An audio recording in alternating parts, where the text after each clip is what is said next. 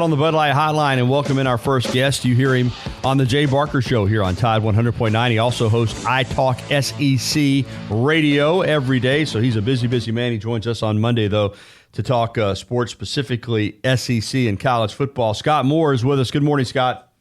Hey, buddy, what's going on? Well, we got a little bit of a body of work now to kind of analyze. Alabama practiced on Friday, then the open practice on Saturday, media day, fan day as well. So Saturday was a big day, and I've already had a lot of calls, people wanting my first impressions of this team.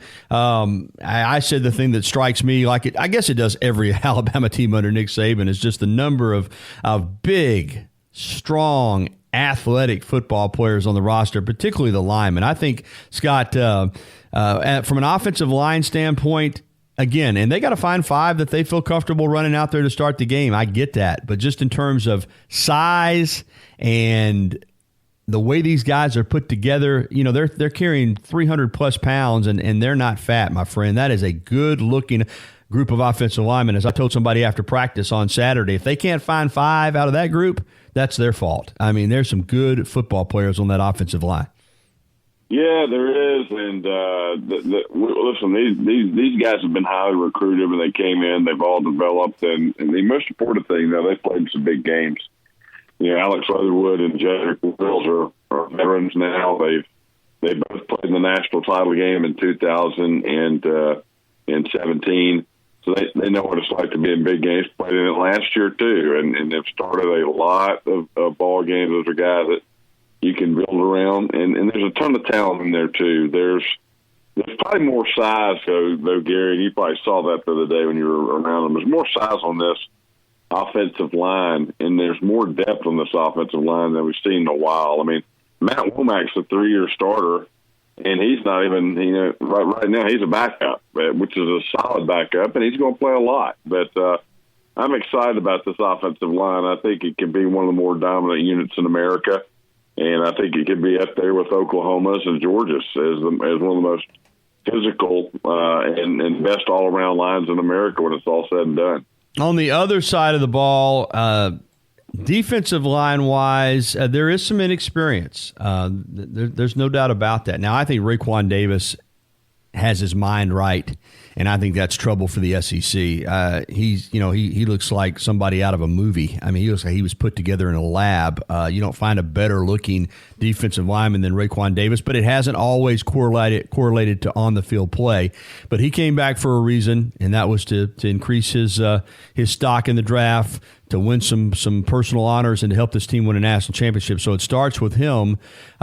Some of these guys are inexperienced, but like the offensive line, they don't lack talent. And, you know, Pete Golding said that, you know, we want to run more defensive linemen out there. We want to play more guys. We want to be healthier come later in the year.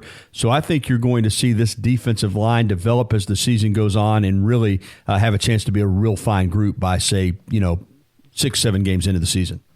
Yeah, I think a guy that we all are going to pay attention to outside of Terrell Lewis is LeBron Ray. LeBron Ray got to get him back out there. Yeah. He's been often injured since he's been there, and had that broken foot at the end of the season in 2017, and was trying to get back to making an impact last year. I mean, he is a former 5-star guy and has a wealth of talent, but listen, you got to get him healthy and get him on the field so he can compete. So, I think the key is those two guys, and then obviously number 33. 33 is a heck of a football player.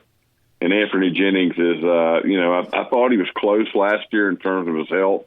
I think he's all the way back now from that injury he suffered in the Sugar Bowl. So those are three guys right there that could make All-American teams if they can just get through the season.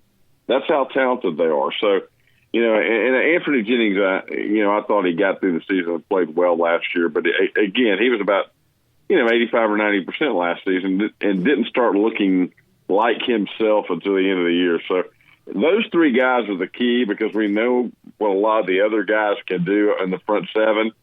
But those three guys right there could be All-Americans anywhere else in America on any other team they start for. So those are three elite players. They'll all play in the NFL. They could all be high draft picks. But really, that doesn't matter. We're concerned about how they're going to do at the college level. If they can stay healthy, I think those three guys are the keys to Alabama's defense in 2019. Scott Moore with us here on the Bud Light Hotline, powered by Adams Beverages. Scott, I said this last week, and I don't mean this with any disrespect toward teams on the schedule. I'm just making an honest evaluation. I think it's the case pretty much every year. When you break down this schedule, there's 12 teams. I would argue that there are only a handful of teams, meaning 5 at most, more than likely maybe 3 or 4, that even have the athletes and the physical ability to have a chance to beat Alabama. In other words, most of these times when Alabama takes the field, they're going to win the game just because they're so much better than the opponent. Would you agree with that? Yeah, I mean, listen, on the schedule right now, they're going to be a double-digit favorite against everybody they play this season, and that's probably including LSU. We'll see how that game goes, but I would say at home in November, that would be the only questionable game on the whole schedule where you're not a double-digit favorite, and maybe A&M. We'll see about that one too. But you're going to be favored in every single game again. And the only teams that could stay with Alabama that are in this conference are probably LSU and Georgia, and that's it. I don't think anybody else can. Well, does that mean somebody's going to give them a game along the way? Absolutely. You're going to get everybody's best shot every week, so you're going to have tough football games. But from a physical standpoint and a depth standpoint, make no mistake about it, to win the national title the way it is today and the way this tournament unfolds, you got to have great depth, and you've got to be able to survive a gauntlet of a 15-game schedule. And there's only a couple of teams in the country that can actually go out there and physically play 14 or 15 games at a high level. Alabama's one of them. Georgia's one of them. Clemson's one of them. I think Ohio State is one of them.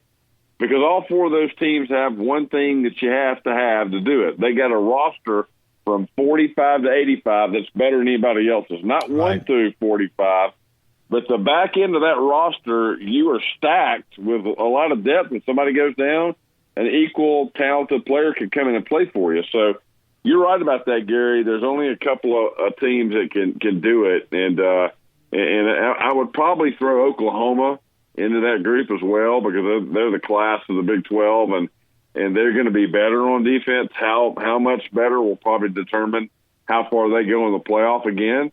But Lincoln Riley's assembled a great program over there, and but they got to get better on defense, and that's the only thing that separates those other teams right now from Oklahoma is the defensive side of the ball. Yeah, I certainly think once you get to once you start talking about the SEC championship and then the playoff, you're going to face teams that are equal to you in physical talent. But during the regular season, Scott, just don't do it. Yeah, I'm going to say, certainly I think the way I picked Alabama to go 15-0. So the way I'm looking at the schedule is who can beat Alabama. If Alabama plays its A game, they're going to go 12-0 in the regular season. But I think teams that have a shot to beat Alabama, if Alabama doesn't play a best, at least they have the physical ability to do so, are A&M, LSU, and Auburn. I think those 3 teams have enough athletes that they can beat Alabama if Alabama's off. And then if Alabama plays really poorly, then the other teams come into play, possibly at South Carolina, possibly at Mississippi State, those type of games. But, this Alabama team has to be, I think, off a little bit for somebody to knock them off. Hey, I want to ask you about Tua because I got to interview him on the field at Media Day, and he's still confident. I think he's still wants to air it out. He still wants to make big plays. He still trusts his arm and his ability to throw it in there in a tight window. Having said that, I do think the coaches have emphasized to him,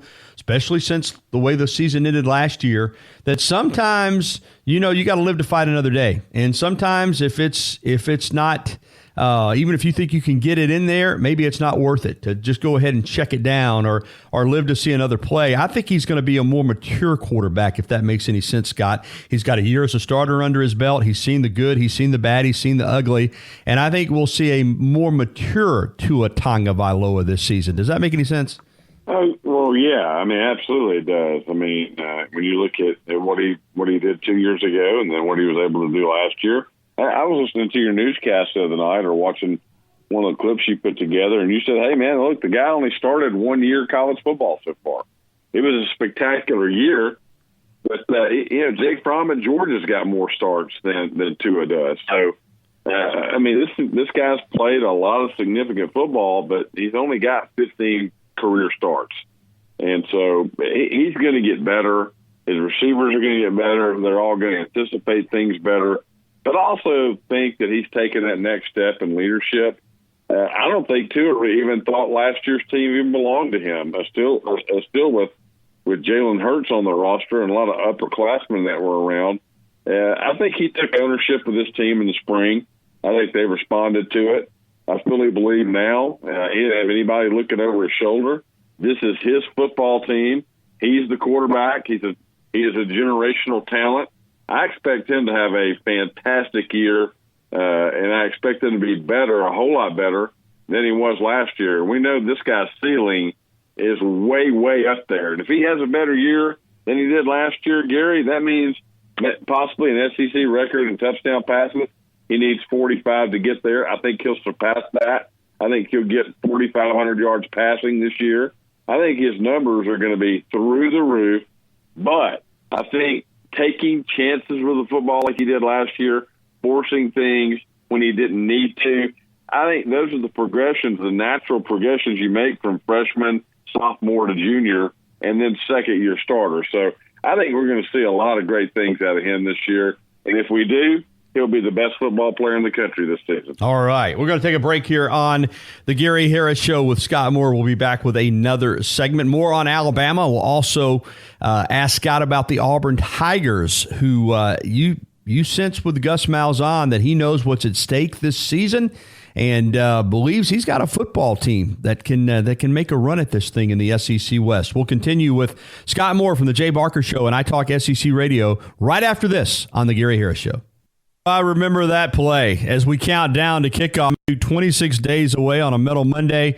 Bobby Humphrey busting loose against Penn State on a Saturday night in 1987. Brent Musburger on the call. Scott, I know you're like me. You remember that one like it was yesterday. That's where he did the 360 pirouette, remember? Yeah. Oh, yeah, man. 32 years ago. Can you believe that? No. I can't even believe it's been 32 years ago. No, I can't either. I mean, it seems like it was yesterday. And Penn State, the interesting thing about that game, Penn State was the defending. Oh, absolutely. That was supposed to be a beatdown. Yep. They were big favorites in that game. And, for Bill Curry, it was a huge win. Unfortunately. The downfall started the next week against Florida when this young freshman out of nowhere named Emmett Smith came into Birmingham field, and I'll never forget that game, Scott. I was there, and remember Larry New, the defensive line coach for Alabama.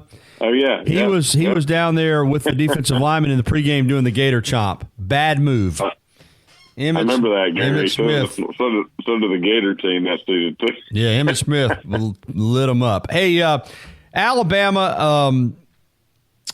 You look when you look at this team, you look for flaws because that's how good they are. And one certainly last year, I think it was safe to say, was both the place kicking and the punting. With no J.K. Scott, punting dropped off. Place kicking, 9 missed extra points, which is a joke. Got to get better. And all of a sudden, based on what we're hearing early in practice and seeing, Will Reichard might be the answer at both those positions. Scott, he's been impressive. Yeah, he is. And the thing about him that we love too is he's a prototypical kicker, meaning he can kick off, he can punt, and he can place kick. He can do so many different things, and he's a versatile player with an extremely strong leg. So a guy that can flip the field. J.K. Scott, I don't think people appreciated J.K. for what he was able to do, but J.K. Scott was such a weapon at Alabama, one of the best punters in SEC history, and just keep you in a game or flip the field position in the game, and single-handedly, I thought, won a couple of games for Alabama while he was there too, with his booming kicks and able to change the field and all that stuff. And Alabama didn't have that last year. Will Reichert is one of those guys that can do that stuff. He can flip the field, extremely strong leg, kick it out of the end zone, kickoffs, and he's deadly accurate too.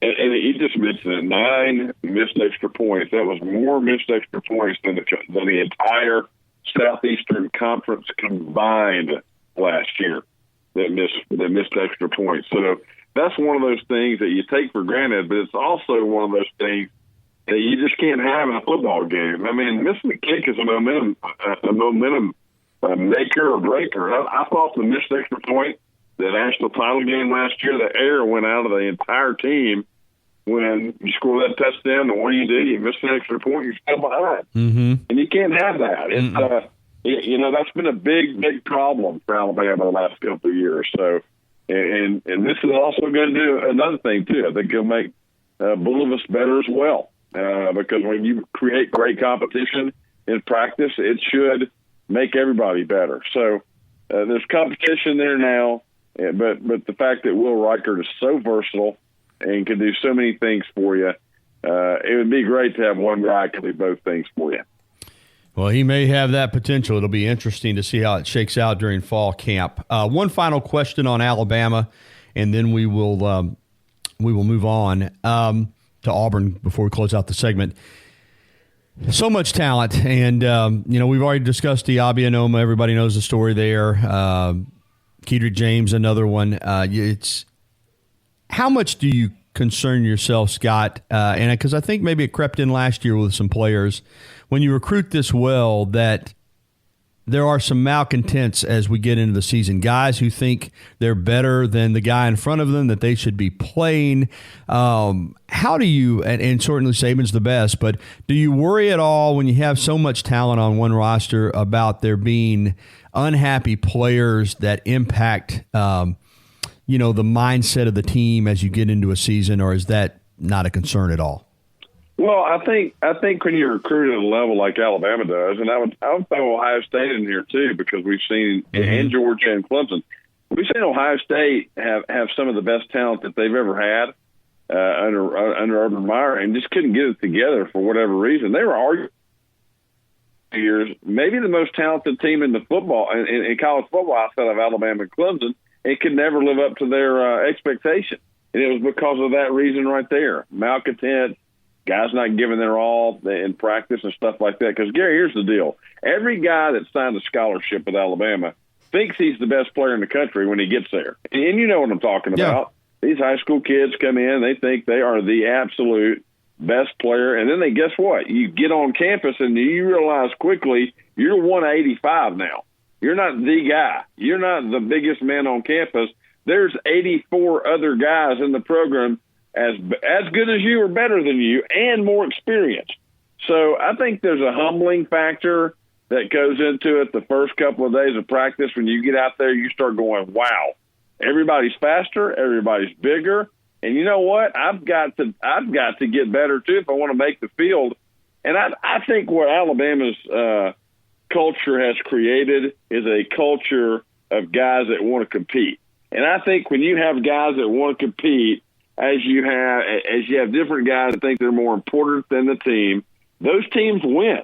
And Clemson's gone 55-4, Alabama's gone 55-4, and guess who's missed the playoff the last 3 years? Ohio State. So I think that's what you look at right there. I think Alabama's had much more players buying in, many more guys that come in and go, okay, I'm a freshman. I've got to learn from the upperclassmen. There's a way we do things here.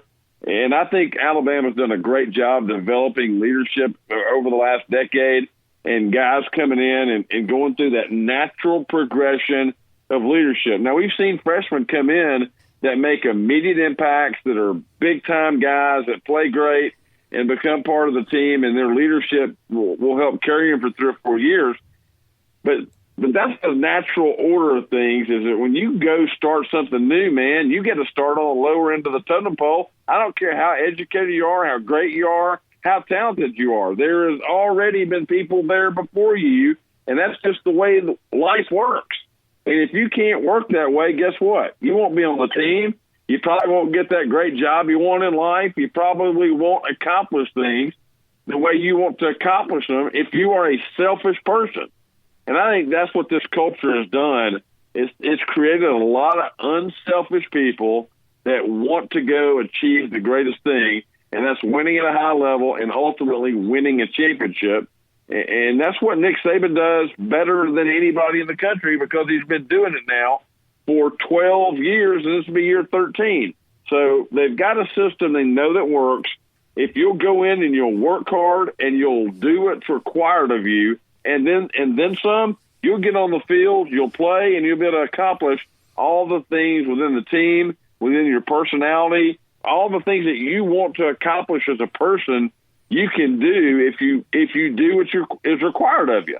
And that's the thing. You have to do some hard things, Gary, and some kids aren't willing to do it, and some don't have the patience to do it. But let's be honest. There's been very few 5-star guys that have showed up in Tuscaloosa and not ended up amounting to something really great in their career. There's been way more success stories on Alabama's roster in the last 12 years than there's been disappointments. No doubt about it. Just last couple of minutes, Scott. Auburn, Gus Malzahn says playing fast needs to become second nature. He's high on the two freshman quarterbacks. Gatewood, a redshirt, and Nick's a true freshman. Loves the experience to go with the athletic talent on defense. Listen, he's always positive. I get it. And I know he's up against it a little bit this season. But I really do. This is my take, Scott, and you got to have about a minute and a half to give yours. I really do think he believes he's got a team that can challenge Alabama in the West. Yeah, he does believe that, and he's going to have to do it with a freshman quarterback, which is hard to do. And listen, Gary, this schedule for them, brutal. This is the most challenging schedule they've had at Auburn. I can't remember when 6 of the top 13 teams in the country they got to play this year. Okay, that might be the most difficult stretch of anybody out there, especially for somebody that's expected to win 8, 9 football games. So Oregon, the A&M game, and then Georgia, Alabama, and then the rest of that schedule, LSU and Florida on there. It is going to be brutal. Here's the thing. I think Gus may have a pretty good team, and they may show up in some big games this year. But at the end of the day, Gary, I don't think Clemson can get through that schedule, in Ohio State and even Alabama. That would be a very difficult schedule. Georgia would have a difficult time with a schedule like that. And there's only a few teams that could manage a schedule like that and come out still in a championship hunt in November. The schedule's going to do them in. And they may be a better team this year, but that schedule is going to bite them, and it's going to bite them big time this season. Great stuff, as always, from Scott Moore. Folks, listen, you catch him on the Jay Barker Show right here on Tide 100.9, 12 to 2. iTalkSEC Radio on a number of different stations later on in the afternoon, and follow him on Twitter at iTalkSEC. Thank you, Scott. Thank you, Gary. Enjoyed it, buddy.